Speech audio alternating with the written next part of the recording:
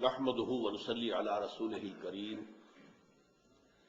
اما بعد فقد قال الله تبارك وتعالى كما ورد في آخر سورة الفرقان اعوذ بالله من الشيطان الرجيم بسم الله الرحمن الرحيم والذين لا يدعون مع الله إلها آخر ولا يقتلون النفس التي حرم الله إلا بالحق ولا يزنون ومن يفعل ذلك يلقى أثاما يضاعف له العذاب يوم القيامة ويخلد فيه مهانا إلا من تاب وآمن وعمل عملا صالحا فأولئك يبدل الله سيئاتهم حسنات وكان الله غفورا رحيما ومن تاب وعمل صالحا فإنه يتوب إلى الله متابا صدق اللہ العظیم رب اشرح لی صدری ویسر لی امری واحلل عقدۃ من لسانی یفقہوا قولی اللہم ربنا الہمنا رشدنا واعذنا من شرور انفسنا اللہم ارنا الحق حقا وارزقنا اتباعہ وارنا الباطل باطلا وارزقنا اجتنابہ آمین یا رب العالمین۔ سورۃ الفرقان کے آخری رکوع کے ضمن میں جو 17 آیات پر مشتمل ہے، میں نے عرض کیا تھا کہ پہلی 2 آیتیں اور آخری آیت یہ حکمت ایمان سے تعلق رکھتی ہے۔ اس کے بعد کی 5 آیات یہ ایک بندہ مومن کی تعمیر شدہ شخصیت، اس کی سیرت کے کہ وہ جو دل آویزی کے پہلو ہیں، اس کی میچورٹی اور شائستگی کے جو مظاہر ہیں، ان کے بیان پر مشتمل تھی۔ اب یہ اس رکوع کا جوف آ رہا ہے، اس کا درمیانی حصہ۔ یہ حکمت دین کے 2 نہایت اہم ایشوز پر بات ہو رہی ہے۔ پہلی بات یہ کہ اسلام میں جو گناہوں کا تصور ہے، اب آپ کو معلوم ہے کہ اس میں صغائر کا اور کبائر کا فرق ہے، بڑے گناہ چھوٹے گناہ، اگرچہ اس کے بارے میں تعین نہیں ہو سکتی، بڑا مشکل ہے۔ مختلف ہمارے اسلاف میں سے مختلف لوگوں نے مختلف جو ہے اس کی تفصیل بھی بیان کی ہے، لیکن یہ کہ ایک فرق ہے۔ چھوٹے گناہ جو ہیں وہ خود بخود بھی دھلتے رہتے ہیں۔ آدمی جب کوئی نیک کام کرتا ہے، ان الحسنات یذہبن السیئات، تو چھوٹے گناہ جو ہیں وہ خود بخود ان نیکیوں کی وجہ سے زائل ہو جاتے ہیں، ان کے اثرات دھل جاتے ہیں۔ میں اس وقت اس تعریف میں نہیں جاؤں گا کہ چھوٹے گناہ سے مراد کیا ہے، بڑے گناہ سے مراد کیا ہے، لیکن جو کبائر کہلاتے ہیں وہ کبائر وہ ہے کہ بغیر توبہ کے ان سے معافی نہیں مل سکتی۔ یہ کبائر کی تعریف ہے۔ کبائر کی بھی بڑی طویل فہرست ہے۔ مثلا نمبر 1 جو فرائض ہیں ان کا ترک کبائر شمار ہوگا۔ نماز فرض ہے، اس کو چھوڑا ہے تو یہ کبیرہ گناہ۔ روزہ فرض ہے، اگر اس کو ترک کیا ہے بغیر عذر کے تو یہ بھی کچھ کبیرہ گناہ ہو جائے گا، چاہے آپ بعد میں قضا بھی کر رہے ہو، لیکن جب آپ نے چھوڑا ہے، فرض تو تھا رمضان کا روزہ، وہ آپ نے چھوڑا ہے بغیر عذر کے، تو ایک کبیرہ گناہ ہے، اس کا کہ در حقیقت بڑی سزا ہے۔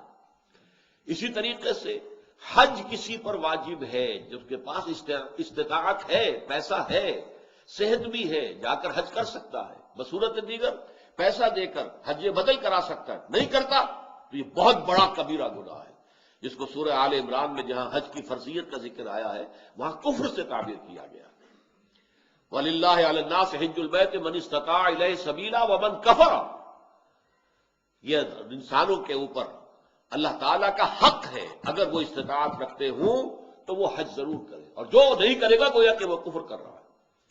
لیکن یہ کہ کبائر جو ہے گناہ، ان گناہوں میں سب سے بڑے گناہ کون سے ہیں، یہ ہے موضوع ان آیتوں کا۔ اور پھر یہ کہ اگر یہ بھی صادر ہو جائیں، صغائر تو خود بخود زائل ہوتے رہتے ہیں، ان الحسنات یذہبن السیئات، بغیر توبہ کے بھی اللہ معاف کرتا رہتا ہے، لیکن کبائر بغیر توبہ کے معاف نہیں ہوتے، تو کبائر کے اثرات سے بچنے کا راستہ توبہ ہے۔ تو یہ 2 چیزیں جو ہے ان آیات میں بیان ہو رہی ہیں جو ابھی میں نے تلاوت کی۔ فرمایا والذین لا یدعون مع اللہ الہا آخر، اور وہ لوگ کہ جو اللہ کے ساتھ کسی اور معبود کو نہیں پکارتے۔ شرک، یہ یوں سمجھیے کہ کبر الکبائر، کبائر میں سب سے بڑے 3 گناہوں میں سب سے پہلا شرک، اور وہ شرک جلی، اللہ کے سوا کسی اور کو پکارنا، چاہے وہ فرشتہ ہو جسے آپ پکار رہے ہیں، چاہے وہ کوئی نبی ہو اس کا نام لے کر پکار رہے ہیں، چاہے وہ کوئی ولی اللہ ہے ثابت خوف شدہ جو ہے، کوئی اللہ کا بندہ ہے اس کو پکار رہے ہیں۔ پکار جو ہے، اس لیے کہ میں اس سے پہلے کئی مرتبہ بات آ چکی ہے کہ عبادت کا جوہر دعا ہے۔ حضور کی حدیث ہے الدعاء مخ العبادہ، عبادت کا جوہر، عبادت کی یوں سمجھیے کہ جیسے کہ ہڈی کے اندر گودا ہوتا ہے، تو عبادت کا گودا جو ہے وہ ہے دعا، اللہ کو پکارنا، اللہ کے سوا کسی اور کو پکارنا، حالانکہ اللہ کو بھی پکار رہے ہیں۔ یہ جان لیجئے مکے والے مشرک جو ہے وہ خدا کے منکر نہیں تھے، دعائیں کرتے تھے، اللہم اللہم اللہم اللہم اللہم، دعائیں کرتے تھے، اللہ کو پکارتے تھے۔ اس سورت کی آخری آیت کو اس کا تذکرہ بھی ہو جائے گا، لیکن یہ ہے کہ اس کے ساتھ وہ لات کو، منات کو، عزا کو، ان کو بھی پکارتے تھے، حبل کو، ان کو بھی پکار رہے ہیں۔ تو یہ ہے در حقیقت جو شرک جلی ہے، جو بالکل نمایاں ہے، ننگا اوریا شرک، اس میں یہ ہے کہ اہم ترین شرک یہ لوگ والذین لا یدعون مع اللہ الہا آخر، وہ موحد ہوتے ہیں مکمل، وہ نہیں پکارتے اللہ کے ساتھ۔ یہی بات سورہ جن میں آئی ہے، ان المساجد للہ فلا تدعوا مع اللہ احدا۔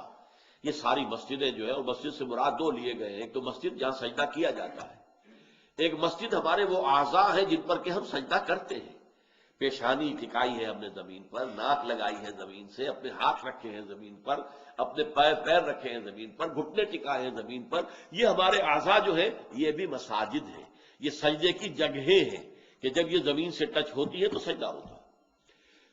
ان المساجد للہ، تو مسجدیں جو ہیں اللہ کی عبادت کے لیے جو گھر بنائے گئے وہ بھی اللہ کے لیے ہیں، اللہ کے ہیں، اور یہ اللہ نے جو اعضاء تمہیں دیے جن سے تم سجدہ کرتے ہو یہ بھی اللہ کے عطا کرتا ہے۔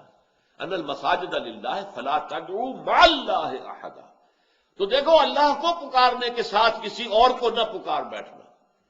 یہ دعا لغیر اللہ کسی شکل میں جو ہم سورہ فاتحہ میں پڑھ چکے ہیں، ایاک نعبد و ایاک نستعین، جو مرکزی آیت ہے سورہ مبارکہ کی، سورہ فاتحہ کی 3 آیتیں پہلے ہیں، الحمدللہ رب العالمین الرحمن الرحیم مالک یوم الدین، یہ اللہ کی حمد و ثنا کی آیتیں ہیں۔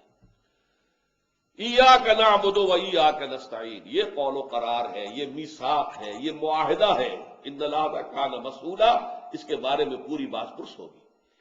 اے اللہ ہم صرف تیری ہی بندگی کرتے ہیں اور کریں گے، اور اے اللہ ہم صرف تجھ ہی سے مدد چاہتے ہیں اور چاہیں گے۔ استعانت، استغاثہ، استمداد، استدعاء، یہ سارے باب استفعال کے الفاظ جو ہیں یہ سب خالص ہیں اللہ کے لیے، کوئی غوث نہیں ہے اللہ کے سوا، صرف وہی ہے، یا غیاث المستغیثین، غوث وہی ہے، کوئی غوث نہیں، کوئی نہیں ہے جسے پکارا جائے گا اللہ کے ساتھ یا اللہ کے سوا یا اللہ کو چھوڑ کر۔ یہ سب ایک بدترین اور گھناؤنے ترین جرائم میں سے ہے۔ والذین لا يدعون مع اللہ الہا آخر ولا يقتلون النفس التي حرم اللہ الا بالحق، اور دوسرا جو ہے کبر الکبائر یا کبریات الکبائر جو ہیں، یعنی کبیرہ گناہوں میں بڑے، سب سے بڑے گناہوں میں دوسرے نمبر پر ہے قتل ناحق، جس کے لیے سورہ مائدہ میں آیا ہے کہ اگر کسی نے ایک انسانی جان کو بھی قتل کیا ناحق فکأنما قتل الناس جميعا، تو یہ ایسے گویا کہ اس نے پوری نوع انسانی کو ہلاک کر دیا۔ اس کی وجہ کیا ہے؟ انسانی تمدن جو ہے، یہ جو انسان مل جل کر رہتے ہیں، اس کی بنیاد ہے ایک دوسرے کے نفس، ایک دوسرے کی جان کا احترام اور ایک دوسرے کے مال کا احترام۔ ٹھیک ہے، اس کی جان کا احترام کرنا ہوگا۔ والذین لا یقتلون النفس التي حرم اللہ الا بالحق، اللہ تعالیٰ نے جسے حرام کر دیا ہے، انسانی جان نہیں لی جا سکتی ناحق، لیکن بالحق ہو سکتا ہے، جان لی جا سکتی ہے۔ کسی نے قتل عمد کیا ہے، جان بوجھ کر کسی کو قتل کیا ہے، اور اس کے وارث خون بہا لینے کو تیار نہیں، نہ معاف کرنے کو تیار ہے، اس کی جان لی جائے گی، قصاص کے اندر اس کی جان لی جائے گی۔ قتل ناحق کی سزا ہے۔ کسی شادی شدہ مرد یا عورت نے زنا کیا ہے، اس کو رجم کیا جائے گا۔ قتل کی بدترین شکل جو ہے پتھر مار مار کر جو ہے اسے ختم کر دیا کیا جائے گا۔ اسلامی ریاست میں کوئی شخص مرتد ہو جائے، اسلام چھوڑ کر کوئی اور مذہب قبول کر لے، اسے قتل کیا جائے گا. یہ بھی شریعت اسلامی کے اندر حدود کے اندر شامل ہے. اور حالت جنگ میں کافر کو قتل کیا جائے وہ بھی جائز ہے. لیکن یہ نہیں ہے کہ کسی بھی وقت آپ جا کے کسی کافر کو قتل کر دیں. نہیں، جب جنگ ہے، محارب ہے، وہ محاربہ ہو رہا ہے، جنگ چل رہی ہے، اس وقت قتل کرنا. تو اس اعتبار سے یہ 4 چیزیں ہیں جس کو حدیث میں آیا ہے. ان 4 کے سوا اگر کسی بھی سبب سے انسان کو قتل کیا گیا تو یہ بہت بڑا گناہ ہے، بہت بڑا گناہ ہے. یہ گناہوں میں جو 3 ٹاپ کے گناہ یہاں پر بیان کیے جا رہے ہیں ان میں نمبر 2 پر ہے والذین لا يدعون مع اللہ الہا آخر. یہ پہلا، ولا يقتلون النفس التي حرم اللہ الا بالحق، اور نہ ہی وہ قتل کرتے ہیں کسی جان کو جسے اللہ نے محترم ٹھہرایا. انسانی جان کا احترام، انسانی جان محترم ہے، کافر کی بھی، الا یہ کہ حرب ہو، جنگ ہو، اور اس میں وہ حربی کافر جو ہے اس کو مارا جائے. عام حالات میں آپ کے ملک کے اندر ذمی اگر ہے اس کا قتل اتنا ہی بڑا جرم ہے جتنا کسی مسلمان کا قتل کرنا جرم ہے. آپ کسی کو قتل نہیں کر سکتے. ولا یزنون، ان کبریات الکبائر یا کبر الکبائر میں سے تیسرا ہے زنا. یہ زنا بھی انسان کی در حقیقت جو عائلی زندگی ہے اس کو تباہ و برباد کر دیتا. اس کے اندر سے عصمت و عفت کے سارے تصورات ختم کر دینا. پھر شوہروں کو بیویوں پر اعتماد نہیں رہے گا. جس معاشرے کے اندر یہ چیز عام ہو جائے، نہ بیویوں کو شوہروں پر اعتماد ہوگا کہ یہ جب جاتے ہیں باہر کیا کرتے ہیں ہمیں کیا پتا، اور یہ کہ جب شوہر باہر گئے ہیں بیویاں پیچھے کیا کرتی ہیں کیا پتا. اس عدم اعتماد کی فضا میں جو اولاد پروان چڑھتی ہے وہ نیگیٹو سینٹیمنٹس لے کر پروان چڑھتی ہے. ان میں جرائم پیشہ نکلیں گے، پھر ان میں لوگ جو ہے وہ غلط کردار والے اٹھیں گے. در حقیقت معاشرے کی جڑ اور بنیاد جو ہے، جیسے پہلے میں نے لفظ استعمال کیا تھا تمدن کی بنیاد احترام نفس، احترام جان کا احترام ایک دوسرے کی. کسی کے جان کے خلاف کوئی اقدام، اس کو ختم کر دینے کا کوئی معاملہ نہ ہو، ورنہ تمدن ختم ہو جائے گا. تمدن جو ہے کھوکھلا ہو جائے گا، تمدن کی بنیاد ختم ہو جائے گی. اور ہمارے معاشرے میں آپ دیکھ رہے ہیں کہ قتل جو ہے جتنا عام ہو گیا ہے، جیسے کہ مچھر مسل دیا ایسے انسان کو قتل کر دیا. وہ احترام جان جو ہے وہ ختم ہو چکا ہے معاشرے کے اندر. اور دوسرا ولا یزنون، وہ زنا نہیں کرتے. یہ جو ان کا معاملہ، جیسے کہ ہم نے دیکھا تھا سورہ مومنون میں بھی اور سورہ معارج میں بھی، دونوں جگہ پر ایگزیکٹلی وہی الفاظ آئے تھے. والذین هم لفروجہم حافظون الا علی ازواجہم او ما ملکت ایمانہم فانہم غیر ملومین فمن ابتغى وراء ذلك فاولئک هم العادون. وہ لوگ کہ جو اپنی جو شرمگاہیں ہیں ان کی حفاظت کرتے ہیں سوائے اپنی بیویوں کے یا جو بھی ان کی جائز و قانونی اعتبار سے صحیح باندیاں ہیں ان کے. اب جو لوگ اس سے باہر اگر جاتے ہیں، اگر صرف اپنی بیویوں کا اور اپنی باندیوں کا معاملہ ہے تو ٹھیک ہے، اس میں قتل کوئی برائی نہیں، یہ کوئی شر نہیں ہے. Sex is not even in itself. یہ انسانی تمدن کی بنیاد ہے. یہی شادی بیاہ ہے جس سے کہ نسل چلتی ہے اور یہ تمدن کی گاڑی چل رہی ہے. لیکن یہ کہ تیسری بات یہ فمن ابتغى وراء ذلك، اس کے سوا اگر کوئی کام کریں گے، اور اس میں کام بہت سے ہو سکتے ہیں، اس کے درجے بدرجہ اس کا گناہ جو ہے چھوٹا یا بڑا ہوگا، فاولئک هم العادون، تو وہ حد سے تجاوز کرنے والے.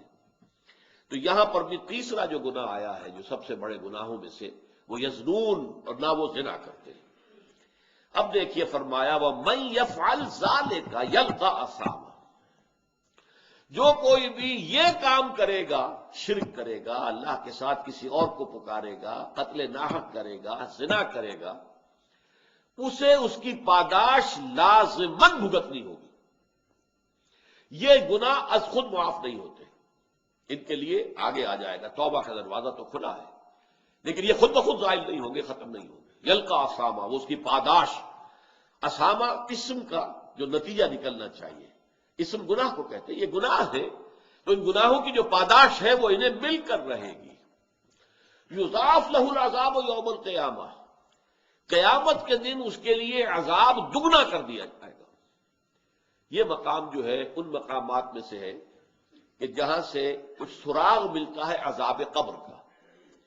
ہمارے ہاں چونکہ صراحت کے ساتھ قرآن مجید میں عذاب قبر کا ذکر نہیں ہے، احادیث کے اندر ذکر ہے اور بڑی وضاحت کے ساتھ ذکر ہے، بڑی تفصیل کے ساتھ ذکر ہے اور بڑی مستند احادیث میں ذکر ہے. تو منکرین حدیث جو ہے وہ سہارا لیتے ہیں کہ قرآن میں تو کہیں ہے نہیں، ہم کیسے مانیں. اصل میں یہاں سے ثبوت ملتا ہے. دیکھیے، یضاعف لہ العذاب یوم القیامہ، قیامت کے دن ان کے لیے عذاب دگنا کر دیا جائے گا. تو اس سے پہلے بھی کوئی نہ کوئی عذاب ہے کہ نہیں؟ عالم برزخ میں بھی عذاب ہے اور ثواب بھی ہے. حضور نے فرمایا صلی اللہ علیہ وسلم کہ قبر جو ہے کسی انسان کی، وہ یا جہنم کے گڑھوں میں سے ایک گڑھا ہے اور یا جنت کے باغیچوں میں سے ایک باغیچہ ہے. اب اس کی حقیقت کو ہم نہیں جان سکتے. دیکھیے، نوٹ کر لیجیے اچھی طرح، پکے اصول کے طور پر گرا باندھ لیجیے. عالم برزخ اور عالم آخرہ کی کسی بات میں جو کچھ بتا دیا گیا اس سے آگے کھوج کرید مت کریں، اس لیے کہ یہ آیات متشابہات ہیں. ان کی اصل تعویل ہم نہیں جان سکتے. یہ عذاب روح کو ہوتا ہے یا جان کو ہوتا ہے یا کس کو ہوتا ہے، جسم کو ہوتا ہے، ہمیں نہیں معلوم. یہ ہمارے اس غیب کے پردے سے ماورا باتیں ہیں. اور ہم تو یؤمنون بالغیب میں سے ہیں، وہ لوگ ہیں کہ جو غیب کی باتیں جن کی خبریں دی ہیں اللہ نے، اس کے رسول نے، اس کو مانتے ہیں. لیکن ان میں جو ہے اجمال کے اوپر ہی اکتفا کرنی چاہیے. ہمارے ہاں بڑے بڑے جھگڑے، یہ قبر والا سنتا ہے کہ نہیں سنتا. اب اس کے لیے دلیلیں، جو ایک طرف وہ لوگ ہیں جو انکار کرتے ہیں کہ قبر کے اندر مردہ کچھ نہیں سنتا، ان کو کافر قرار دیتے ہیں. دیوبند کے مسلک کے لوگوں کے اندر بھی یہ ایک دوسرے کے لیے کفر کے فتوے موجود ہیں کہ جو نہیں مانتا سمائے موتا کو وہ کافر ہے، دوسرے کہتے ہیں جو مانتا ہے سمائے موتا کو وہ کافر ہے، مردہ کچھ نہیں سنتا. اب احادیث میں آتا ہے، احادیث میں تو یہ آتا ہے کہ جب دفن کر کے جاتے ہیں لوگ مردے کو، تو وہ مردہ ان کے قدموں کی چاپ سنتا ہے کہ وہ جا رہے ہیں واپس. اسی طریقے سے بہت سی احادیث موجود ہیں. حضور کا تو خاص کشف کہ آپ نے دیکھا کہ مردوں کو اس وقت عذاب ہو رہا ہے یا کہ مردوں کا معاملہ یہ ہو رہا ہے. تو یہ ساری چیزیں ہیں، لیکن اس میں جو حل ہے وہ یہ ہے، جو چیز اجمالاً بتا دی گئی ہمیں، چاہے وہ عالم برزخ کی ہو. عالم برزخ بھی ہماری نگاہوں سے پوشیدہ ہے، ہمارے حواس خمسہ سے باہر ہے، اور عالم آخرہ بھی ہمارے حواس خمسہ کی جو بھی رسائی ہے اس سے ماورا. اس میں بس جو بات آ جائے وہ مانیے، اس کی تفصیل میں ہرگز نہ جائے. تو معلوم ہوا کہ جب حضور نے فرمایا کہ جنت جو ہے، جو قبر جو ہے، وہ یا تو جنت کے باغیچوں میں سے ایک باغیچہ ہے یا دوزخ کے گڑھوں میں سے گڑھا ہے. کہیں ایسے بھی کہہ دیا گیا کہ قبر میں جب مردہ جو ہے داخل ہو جاتا ہے تو یا تو ایک کھڑکی کھول دی جاتی ہے جنت کی طرف، جس سے جنت کی ہوائیں اور خوشبوئیں اسے آتی رہتی ہیں، روح و ریحان، اس سے وہ فائدہ مند ہو رہا ہے ابھی سے. ابھی حساب کتاب تو ہوگا، یوم القیامت کو ہوگا جب اٹھائے جائیں گے. اور یا پھر جہنم کی ایک کھڑکی کھول دی جاتی ہے، اس سے وہ لپٹ، اس سے گرمی، یہ وہاں سے جھونکے آتے ہیں. تو ہم صرف اتنا ہی مانیں گے. اب یہ روح کو ہے یا جسم کو ہے، یہ عالم برزخ میں قبر پر ہے یا کہیں اور کہیں عالم ارواح کے اندر، واللہ عالم. یہ ساری باتیں تو تبھی کھلیں گی جب ہم وہاں جائیں گے، تب حقیقت منکشف ہوگی. اس سے پہلے یؤمنون بالغیب ھدی للمتقین الذین یؤمنون بالغیب ویقیمون الصلاۃ ومما رزقناہم ينفقون. قرآن مجید کی ہدایت سے استفادے کی شرائط میں سے یہ ہے کہ آپ غیب پر بس ایمان لائیں جو بتا دیا گیا. تو فرمایا یضاعف لہ العذاب یوم القیامہ، قیامت کے دن اس کے لیے عذاب دگنا کر دیا. یعنی جب قیامت میں حساب کتاب ہو جائے تب اصل جہنم میں داخلہ ہوگا نا. ابھی تو ایک ہی کھڑکی کھلی تھی نا، وہاں سے وہ گرم ہوا کی لپٹیں آ رہی تھی، وہ سب کچھ تھا، لیکن اب جہنم میں داخلہ ہوگا. پہلے ایک کھڑکی ہی تھی کہ جنت سے اس کی خوشبوئیں اور اس کی ٹھنڈی ہوائیں آ رہی تھی، اب جنت میں داخلہ ہوگا. تو یضاعف لہ العذاب یوم القیامت ویخلد فیہ، یخلد خلود، اس کا ہمیشہ ہمیش رہنا ہوگا اس کے اندر، مہانا، مہین ہو کر، ذلیل ہو کر، رسوا ہو کر. یہ اہانت جسے لفظ بنا، اہانت، تو اسی سے یہ ہے مہانا، اس کی اہانت. یہ جو سب سے بڑی شے ہے وہ آخرت کی جو رسوائی ہے. اللہم اجرنا من خزی الدنیا والآخرہ، اے اللہ ہمیں دنیا کی رسوائی سے بھی بچا اور آخرت کی رسوائی سے بھی بچا. لیکن اب یہ دروازہ کھولا جا رہا ہے، اس لیے کہ مذہب کی دنیا میں، اب آپ کو معلوم ہے آج دنیا میں سب سے بڑی تعداد عیسائیوں کی ہے، 2.25 ارب، کل 6 ارب آبادی ہے انسانوں کی دنیا میں. اس میں سے 2.25 ارب سے بھی کچھ زائد ہے عیسائی. نمبر 2 پر مسلمان آتے ہیں. یہ 1.25 اور 1.5 ارب کے مابین ہے. باقی یہودی تو 1.25 کروڑ یا 1.5 کروڑ ہے صرف. لیکن یہ کہ ہندو مت کے پیروکار وہ آپ کو معلوم ہے کتنے ہیں. چین میں بدھ مت کے اور یہ سارا انڈو چائنا کے اندر بدھ مت کے وہ بھی بہت ہیں. لیکن عیسائیوں کی جو سب سے بڑی غلطی لگی ہے وہ کیا ہے؟ انہوں نے فزیکل نتائج کسی شے کے اور مورل نتائج ان میں فرق نہیں کیا. ان کا تصور یہ ہے کہ حضرت آدم علیہ السلام سے جو گناہ ہو گیا تھا، اللہ کا صریح حکم تھا وَلَا تَقْرَبَا هَٰذِهِ الشَّجَرَةَ فَتَكُونَا مِنَ الظَّالِمِينَ، اس جنت میں رہو جہاں سے جو چاہو کھاؤ پیو آرام سے، کوئی روک ٹوک سوائے اس درخت کے، ایک پوائنٹڈ، ایک جس پر اشارہ کر دیا. لیکن یہ کہ شیطان نے ورغلایا، انہوں نے اس کا جو ہے پھل کھا لیا. اب یہ کہ یہ اوریجنل سن اس کو کہتے ہیں. دی اوریجنل سن، وہ ہمارے جد امجد تھے، ان سے گناہ ہوا، اور وہ گناہ جو ہے پورے نسل آدم میں چلا آ رہا ہے. ہر بچہ جو پیدا ہوتا ہے وہ پیدائشی طور پر گناہ گار ہے، اپنے جد امجد کے گناہ کا وراثت میں لے کر آ رہا ہے دنیا میں. اب یہ ہے وہ ان کی غلطی، ہمالیہ ایسی غلطی جس پر پھر انہوں نے سارے اپنے جو ہے تصورات جو ہیں. اب اس اوریجنل سن، اس سے بچنے کی شکل کیا ہے؟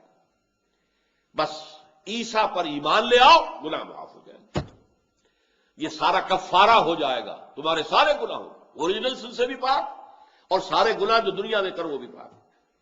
یہ ساری چیزیں جو ہے وہ بنائے فاسد علی الفاسد، ایک فاسد عقیدے کے اوپر فاسد جو ہے اوپر بنیاد تعبیر کر دی گئی. قرآن مجید نے جو ہمارے لیے راستہ کھولا ہے توبہ، بڑے سے بڑا گناہ ہو، شرک ہو. 2 مرتبہ سورہ نساء میں فرمایا ان اللہ لا یغفر ان یشرک بہ ویغفر ما دون ذلک لمن یشاء، اللہ اسے ہرگز معاف نہیں کرے گا کہ اس کے ساتھ شرک کیا جائے. ہاں، اس سے کم تر گناہ جس کو چاہے گا بخش دے گا. لیکن وہ بھی توبہ کر لو فارغ، آج ترک کر دو فارغ، کوئی اس کے اثرات نہیں ہے. زہر کھاؤ گے مرو گے، لامحالہ مرو گے، یہ اس کا فزیکل اثر ہے. اور اب وہ جو ہے آپ اس کا ازالہ نہیں کر سکتے ہو، تو کھا لیا، کھایا گیا. گناہ کے بعد یہ نہیں ہے کہ اس کے مورل جو اثرات ہیں بد ہیں ان سے بچنے کی کوئی شکل نہ ہو. یہ انتہائی مایوسی پیدا کرنے والی شے ہے. لہذا فرمایا الا من تاب، سوائے اس کے جو توبہ کرے. تابا یتوب توبن، آبا یعوب اوبن، یہ بڑے قریب کے الفاظ ہیں. آبا یعوب اوبن سے اواب بنا، اوابین، اللہ کی طرف رجوع کرنے والے، بہت رجوع کرنے والے، بہت رجوع کرنے والے. اللہم ربنا اجعلنا منہم. اسی طرح توابین، بہت توبہ کرنے والے، بہت توبہ کرنے والے، بہت توبہ کرنے والے. اس لیے فرمایا کہ کل بنی آدم خطاؤن، یہ حضور کی حدیث ہے بہت اہم. تمام بنی آدم خطا کار ہیں. خطا تو در حقیقت مبالغے کا صیغہ ہے. کل بنی آدم خطاؤن، ہر انسان جو ہے آدم کی اولاد کا بہت خطا کار ہے. وخیر الخطائین التوابون، ان خطاؤن کے اندر بہترین لوگ ہوئے جو توبہ کرتے ہیں. اور یہاں تک فرمایا گیا کہ آپ نے ایک گناہ سے توبہ کی، پھر کہیں حالات ایسے ہو گئے کہ آپ اپنے نفس پر قابو نہ رکھ سکے، پھر گناہ صادر ہو گیا، پھر توبہ کرو، کرتے رہو کرتے رہو. بہت پیارے جو اشعار ہیں یہ سربت کے ہیں. باز آ ہر کی ہستی باز آ، در کافرو گبرو بت پرستی باز آ، این درگہ ماں درگہ نومیدی نیست، 100 بار اگر توبہ شکستی باز آ. آؤ لوٹو پلٹو، اور یہ کہ تم نے 100 مرتبہ بھی توبہ پہلے توڑی ہو تب پھر توبہ کرو، پھر باز آ جاؤ. ایک حدیث میں آتا ہے کہ ایک انسان خطا کرتا ہے، غلطی کرتا ہے، توبہ کرتا ہے، پھر توڑ بیٹھتا ہے، پھر غلطی کرتا ہے، خطا کرتا ہے، پھر توبہ کرتا ہے. جب تک وہ توبہ کرتا رہے گا اللہ کی رحمت کا دامن اس کے ہاتھ میں رہے گا. بلکہ ایک جگہ تو آتا ہے کہ ایک مرحلہ آتا ہے کہ پھر شیطان تھک جاتا ہے، چھوڑ دیتا ہے اسے کہ یہ تو توبہ کر ہی لے گا تو فائدہ کیا، میں اسے گمراہ کر کے کسی غلط جو ہے کام کے اندر ڈالوں. تو اب یہ وہ بھی تھک جائے گا. لیکن یہ ہے کہ اللہ تعالیٰ نے توبہ کا دروازہ بند نہیں کیا، اور اس سے سارا گناہ سائل. التائب من الذنب کمن لا ذنب لہ، کس قدر جامع الفاظ ہے. گناہ سے توبہ کرنے والا ایسا ہے جیسے اس نے کبھی گناہ کیا ہی نہیں تھا. یہ نہیں ہے یلقا اسامہ جو ہے اب اس کی پاداش تو لگی رہے گی، وہ گناہ کے اثرات تو چلیں گے، نسل بعد نسل چلیں گے، نہیں، اللہ تعالیٰ صاف کر دے گا، واضح کر دے گا، بلکہ آگے آ رہا ہے اللہ تعالیٰ اس کی برائیوں کو بھلائیوں سے بدل دے گا۔ نام اعمال میں جو اندراجات تھے کہ اس نے یہ گناہ کیا، یہ گناہ کیا، یہ گناہ توبہ کی ہے، وہ سب صاف ہو جائیں گے، اس کی جگہ پر نیکیوں کا اندراج ہو جائے گا۔ اصل میں ہمارے ہاں بھی اس معاملے کے اندر جو ہے بڑی کوتاہی ہے بعض لوگوں کے ہاں، یہ بات پورے طور سے واضح نہیں ہے کہ کتنی عظیم یہ نعمت ہے جو اسلام نے توبہ کی عطا کی۔ اس کے بارے میں آپ کو ایسی ایسی حدیثیں ملیں گی۔ یہ حدیث جو ہے میں جو آپ کو سنانے چلا ہوں یہ ہے متفق علیہ، بخاری اور مسلم دونوں میں، لیکن بخاری میں مختصر ہے، مسلم میں ذرا مفصل ہے، میں وہ روایت مسلم سنا رہا ہوں۔ للہ اشد فرحا بتوبۃ عبدہ حین یتوب الیہ من احدکم کان علی راحلتہ بارض فلات فانفلتت منہ وعلیہا طعامہ وشرابہ فأیس منها فأتى شجرة فاستجع في ظلها وقد أيأس من راحلته فبينهما هو كذلك إذ هو بها قائمة عنده فأخذ بختامها ثم قال من شدة الفرح اللهم أنت عبدي وأنا ربك أخطأ من شدة الفرح۔ یہ صحیح مسلم کی روایت۔ فرماتے ہیں حضور اللہ کو اپنے گناہگار بندے کی توبہ سے جو خوشی ہوتی ہے، جو خوشی ہوتی ہے وہ اس شخص سے بھی بڑھ کر ہے جس کی اب مثال دے رہے ہیں۔ وہ مثال کیا ہے کہ ایک شخص نق و دق صحرا میں سفر کر رہا تھا، ایک اونٹ پر تھا، اونٹ ہی پر اس کا جو ہے جو راشن ہے کوئی کھانے پینے کے لیے وہ بھی سامان ایک طرف کو لٹکا ہوا ہے، اور پانی بھی ہے، پانی بھی لٹکا ہوا ہے، چھاگل ہے، کچھ ہے، پانی بھی اسی پر ہے۔ کہیں تھوڑی دیر کے لیے رکتا ہے اور وہ رک کر وہاں پر آرام کر رہا کسی درخت کے نیچے۔ اب آنکھ کھولی تو دیکھا اونٹ غائب۔ اس اونٹ ہی کے اوپر اس کا کھانا بھی ہے، اس کا پانی بھی ہے، وہی سواری بھی ہے، وہ دوڑتا ہے شمال میں، جنوب میں، مشرق میں، مغرب میں، دوڑ کے کہیں اس کا نشان نہیں مل رہا۔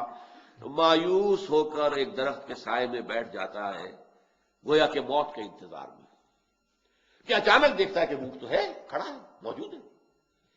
اب جو اس پر جسے کہتے ہیں شادی مرگ، اتنی خوشی طاری ہوئی اس پر، اتنی خوشی طاری ہوئی کہ وہ کہنا تو چاہتا تھا اے اللہ میں تیرا بندہ تو میرا رب، کہیے بیٹھا اے اللہ میں تیرا رب تو میرا بندہ۔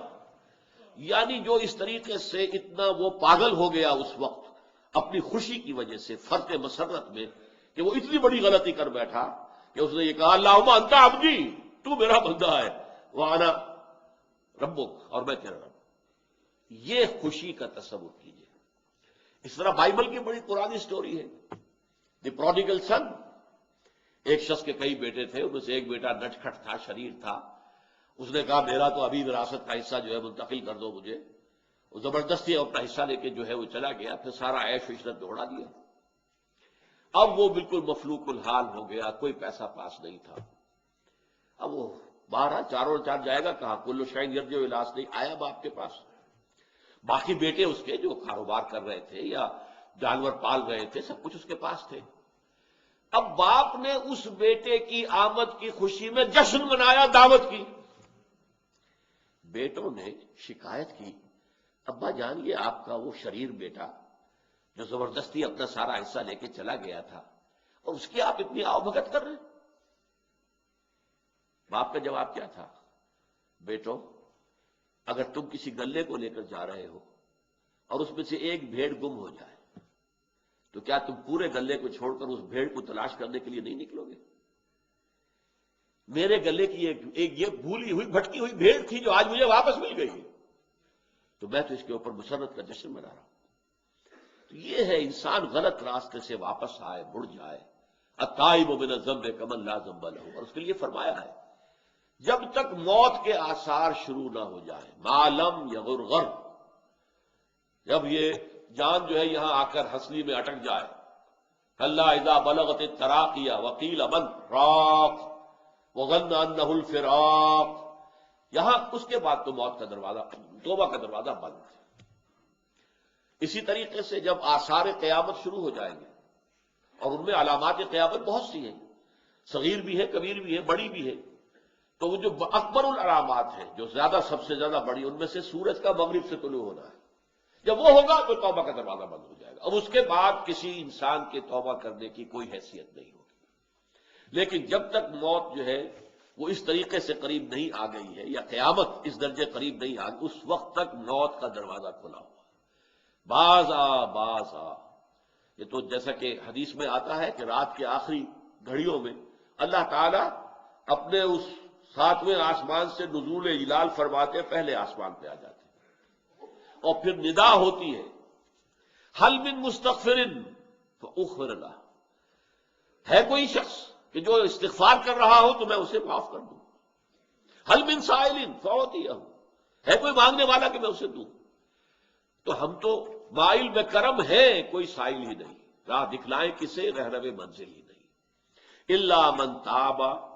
لیکن یہاں اب دیکھیے فلسفہ توبہ کا ایک حصہ تو میں نے بیان کیا، اور ظاہر بات ہے کہ اس کے اوپر بہت مفصل گفتگو ہو سکتی ہے، کہ ایک فزیکل ایکٹ ہے، اس کے اثرات اور نتائج ہیں، ایک ہے مورل ایکٹس، گناہ جو ہے مورل ایک اعتبار سے اس کے اثرات جو ہے وہ توبہ کے ذریعے سے ظاہر ہو جاتے ہیں۔ اللہ تعالیٰ معاف فرماتا ہے، یہاں تک کہ ایسے ہو گیا جیسا کہ اس نے کیا ہی نہیں تھا۔ الا من تاب، لیکن اس کے بعد جو لفظ آیا ہے بہت، وآمن، سوائے اس نے جو توبہ کرے اور ایمان لائے۔ اب غور کیجئے یہ کیوں کہا گیا؟ تو در حقیقت معصیت، خاص طور پر گناہ کبیرہ، وہ انسان کو ایمان کے دائرے سے نکال دیتی ہے، یا یوں کہیے کہ اس کے دل سے ایمان نکل جاتا ہے، دل میں ایمان نہیں رہتا۔ اس لیے کہ ظاہر بات ہے، یہ میں سورۃ العصر کے ضمن میں بھی بیان کر چکا ہوں، ایمان بھی ہو گناہ بھی ہو، یہ کیسے ہوگا؟ دو متضاد چیزیں جمع نہیں ہو سکتی، پانی اور آگ جمع نہیں ہو سکتی۔ لہذا اس وقت جب کہ وہ گناہ کا ارتکاب کر رہا ہے، ایمان اس کے دل سے نکل جاتا ہے، لہذا جب توبہ کرتا ہے تو یہ تجدید ایمان ہے، اثر نو وہ اب ایمان لا رہا ہے، تجدید ایمان۔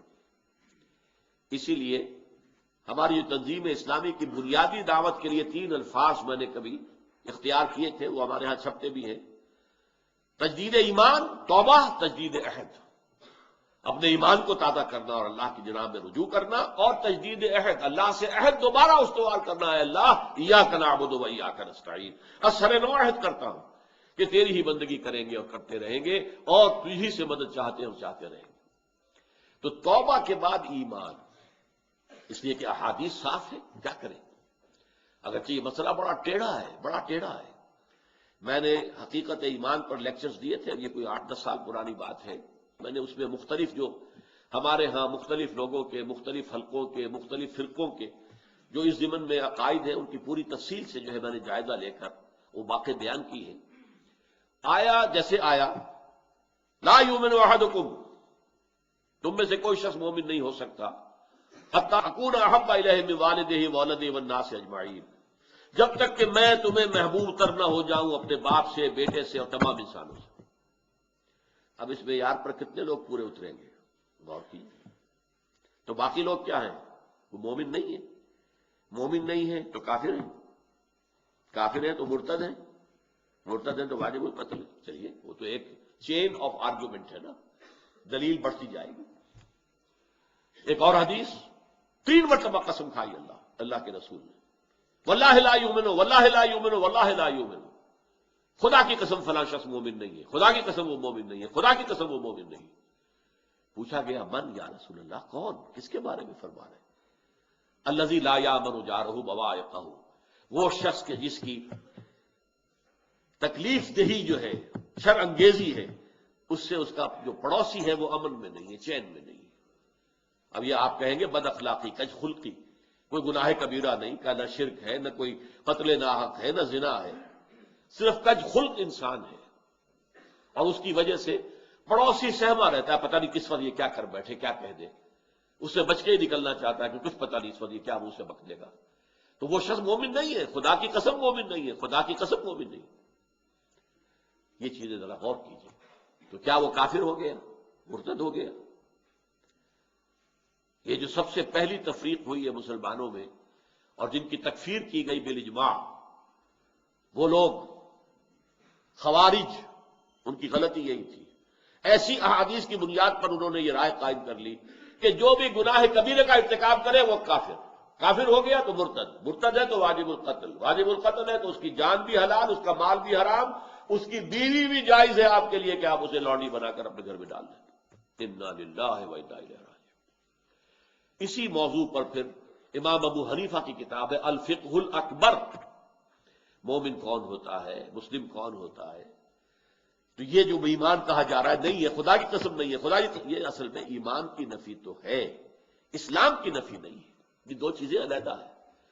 قالت الاعراب آمنا قل لم تؤمنوا ولکن قولوا اسلمنا، وہ تو معلوم ہوا کہ دو چیزیں جو ہے علیحدہ ہیں۔ یہ بدو کہہ رہے ہیں ہم ایمان لے آئے، نبی سے کہہ دیجیے تم ایمان ہرگز نہیں لائے ہو، یوں کہو کہ ہم اسلام لے آئے، تمہارے اسلام کا دعویٰ قبول، تمہارا دعویٰ ایمان رد، تو ایمان اور ہے اسلام اور ہے۔ اسلام سے نکلنے والا مرتد ہوتا ہے، ایمان کی حقیقت انسان کے دل سے نکل گئی یا وہ دائرہ ایمان سے نکل گیا، یہ میں میرے الفاظ ہیں، لیکن مسلم وہ رہے گا۔ چاہے ایک شخص نے زنا کیا تھا اور آپ نے اس کو رجم کیا ہے، پتھر مار مار کے مارا ہے، پھر بھی اس کی نماز جنازہ آپ پڑھیں گے، وہ مسلمان ہے، وہ کافر نہیں ہو گیا ہے، مسلمان ہے۔ تو اسلام اور ہے، وہ ایک قانونی حدود ہے جس میں رہنے والا شخص مسلمان ہے، ان قانونی حدود سے نکل جائے گا تو وہ کافر ہوگا، مرتد ہوگا۔ لیکن جو شخص ان قانونی حدود کے اندر ہے تو آیا اس کے دل میں ایمان بھی ہے یا نہیں، یہ بالکل دوسری بات ہے۔ تو ایمان کی نفی ہے گناہ کبیرہ، چنانچہ فرمایا لا یزنی الزانی حین یزنی وہو مومن، متفق علیہ روایت ہے، کوئی زانی حالت زنا میں، حالت ایمان میں زنا نہیں کرتا۔ کیسے ہو سکتا دل میں ایمان اور زنا ہو رہا؟ تو اس ایمان کی دو کوڑی کی قیمت نہیں ہے، پھر کیا فائدہ اس ایمان کا جو انسان کو روک نہ سکے۔ لا یزنی الزانی حین یزنی وہو مومن ولا یسرق السارق حین یسرق وہو مومن ولا یشرب الخمر حین یشرب وہو مومن، کوئی زانی حالت ایمان میں زنا نہیں کرتا، کوئی شرابی حالت ایمان میں شراب نہیں پیتا، کوئی چور حالت ایمان میں چوری نہیں کرتا۔ جب یہ کام کر رہا ہے ایمان اس کے دل سے خارج ہو گیا۔ اور ایک اور حدیث میں بیان کیا گیا جب انسان توبہ کرتا ہے تو وہ ایمان لوٹ آتا ہے دل میں، بلکہ بڑے پیارے الفاظ ہیں، جب انسان گناہ کرتا ہے ایمان اس کے دل سے نکل کر اس کے سر پر ایک پرندے کی طرح چکر لگاتا رہتا ہے۔ اگر توبہ کرتا ہے واپس آ جاتا ہے، توبہ نہیں کرتا رخصت ہو جاتا ہے۔ لیکن ایمان رخصت ہوا، اسلام نہیں۔ اسلام اور چیز ہے، ایمان اور چیز ہے۔ اسلام کی شرائط کچھ اور ہے، ایمان کی شرائط کچھ اور ہے۔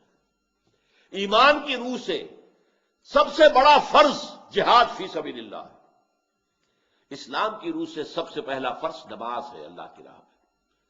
بنی الاسلام علی خمس، اسلام کی بنیاد 5 چیزوں پر ہے، شہادت اللہ الہ الا اللہ، ایمان کا لفظ نہیں لائے یہاں، شہادت اس کی کہ اللہ کے سوا کوئی معبود نہیں اور محمد اللہ کے رسول، اقام الصلاۃ و ایتاء الزکوٰۃ و صوم رمضان و حج البیت، یہ 5 چیزیں ان کے اوپر قائم، جو اس دائرے میں ہے وہ مسلمان ہے۔ یا کسی شخص نے ایمان کے اہم کسی رکن کا انکار کر دیا، وہ بھی دائرہ اسلام سے خارج ہو جائے۔ ختم نبوت کا انکار کیا، وہ دائرہ اسلام سے خارج ہو جائے۔ اللہ تعالیٰ کے علی کل شیء قدیر ہونے کا انکار کیا، دائرہ ایمان سے خارج، دائرہ اسلام سے بھی خارج۔ علی کل شیء قدیر بکل شیء علیم، وہ ہر چیز کا جاننے والا، ہر شے پر قادر ہے، یہ ایمان رکھنا لازم ہے۔ تو فرمایا الا من تاب، سوائے ان کے جو توبہ کرے، وآمن، اور اپنا ایمان، یا تو پہلے وہ کافر تھا تو ایمان لایا اور تھا مسلمان اور گناہ سرزد ہو گیا، تو پھر گویا کہ اس نے اپنے ایمان کی تجدید کی۔ وعمل عملا صالحا، تجدید ایمان کا ثبوت کیا ہے؟ اس کا عمل درست ہو جائے۔ اگر عمل درست نہیں ہو رہا تو پھر یہ توبہ کی تسبیح کرنے سے توبہ نہیں ہوتی۔ استغفر اللہ ربی من کل ذنب واتوب الیہ، 1000 دانے کی تسبیح لے کر بیٹھ جائیے، 1000 مرتبہ اس جملے کی جو ہے تکرار کیجئے، ذکر خدا بندی کا آپ کو ثواب مل جائے گا، توبہ نہیں ہوگی۔ صحیح توبہ کی شرائط 3 ہیں، حقوق اللہ کے ضمن میں اگر کوئی کوتاہی ہوئی، اور 4 ہیں اگر حقوق العباد کے ضمن میں کوئی کوتاہی ہوئی۔ سب سے پہلے یہ کہ گناہ پر واقعی حقیقی پشیمانی دل میں ہو کہ یہ میں کیا کر رہا ہوں، یہ پشیمانی کا ہونا لازم۔ نمبر 2 عہد کرنا کہ اب کبھی نہیں کروں گا، چاہے کچھ عرصے کے بعد پھر وہ کسی کمزوری یا ایمان کی حالت میں توبہ توڑ بیٹھے، یہ دوسری بات ہے بالکل۔ اللہ نے ایسے لوگ بھی پیدا کیے ہیں کہ جن کے اندر بڑا قوی ارادہ ہے، قوت ارادی مضبوط ہے، ایک دفعہ ایک بات طے کی بس اب یہی ہوگا، اور ایسے کمزور لوگ بھی ہیں، لاغر لوگ بھی ہیں، قوت ارادی کے اعتبار سے فیصلہ کرتے ہیں لیکن اس پر قائم نہیں رہ سکتے۔ لیکن اس حوالے سے یہ ہے کہ دوبارہ توبہ کریں گے، لیکن جس وقت توبہ کریں گے یہ شرط لازم ہے کہ پورا فیصلہ ہو، یہ ڈٹرمنیشن ہو کہ اب یہ کام دوبارہ نہیں۔ اور تیسرا یہ کہ ایک مرتبہ لازماً چھوڑ دیا جائے، چاہے جیسا کہ میں نے عرض کیا پھر دوہرا رہا ہوں، چاہے کچھ عرصے کے بعد پھر اس سے اس کا ارتکاب ہو جائے۔ یہ 3 ہیں چیزیں حقوق اللہ کے ضمن میں گناہ سے توبہ کرنے کی شرائط۔ اور چوتھی شرط یہ ہے، یہ تینوں چیزیں بھی اگر پوری ہو گئی ہیں حقوق العباد کے درجے میں تب بھی معاف نہیں ہوگا گناہ۔ جس کا حق مارا ہے، جس پر ظلم کیا ہے، جس پر زیادتی کی ہے، جب تک اس سے معافی حاصل نہیں کرو گے اللہ معاف نہیں کرے گا۔ یہ بڑی کڑی شرط ہے، بڑی کڑی شرط ہے، ورنہ کیا ہوگا قیامت کے دن تمہاری نیکیاں اس کو دی جائیں گی، اس کے پڑھنے میں ڈال دی جائیں گی، اس لیے کہ وہاں کرنسی صرف یہی ہوگی، نیک اعمال بد اعمال۔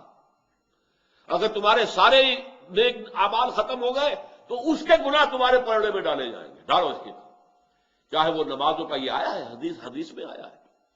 حضور نے پوچھا ایک مرتبہ صحابہ سے، من المفلس، بتاؤ مجھے مفلس کسے سمجھتے ہو تم؟ انہوں نے کیا المفلس عندنا من لا درہم لہ ولا دینار، ہم تو مفلس اس کو سمجھتے ہیں جس کے پاس درہم و دینار نہیں ہے۔ آپ نے فرمایا نہیں، میری امت کا مفلس وہ شخص ہوگا جو قیامت کے دن حاضر ہوگا کہ بہت نمازوں کے پڑھ بھر کے لایا ہوا ہے، بہت اس نے روزے رکھے ہیں، بہت حج کیے ہیں، سب کچھ کیا ہے، لیکن اکل مال ھذا، فلاں شخص کا مال ہڑپ کر گیا تھا ناجائز طور سے، وشتم ھذا، فلاں کی جو ہے گالی دے دی تھی، کسی کی یہ غیبت کی تھی، یہ سارے مدعی جمع ہو جائیں گے، کسی کو اس کی نمازیں دے دی جائیں گی، اچھا بھائی یہ نمازیں اس کی تم لے جاؤ، کمپنسیشن، تمہاری حق تلفیس نے کی ہے یہ کمپنسیشن۔ کسی کو روزے دے دیے جائیں گے، کسی کو اس کے حج دے دیے جائیں گے، کچھ نہیں رہے گا، اور ابھی دعوے دار باقی ہوں گے۔ اب کہا جائے گا کہ ان کے گناہ جو ہے وہ اس کے پلڑے میں ڈالنے شروع کر دو، اور وہ ان کے گناہوں کے بوجھ میں دب کر جہنم میں ڈال دیا جائے گا۔ یہ ہے معاملہ توبہ کا۔ الا من تاب وآمن وعمل عملا صالحا فاولئک یبدل اللہ سیئاتہم حسنات، تو یہ وہ لوگ ہیں اللہ تعالیٰ ان کی برائیوں کو نیکیوں سے بدل دے گا۔ نامہ اعمال پر دھبا تھا گناہ کا، اسے صاف کر کے نیکی کا اندراج کر دے گا۔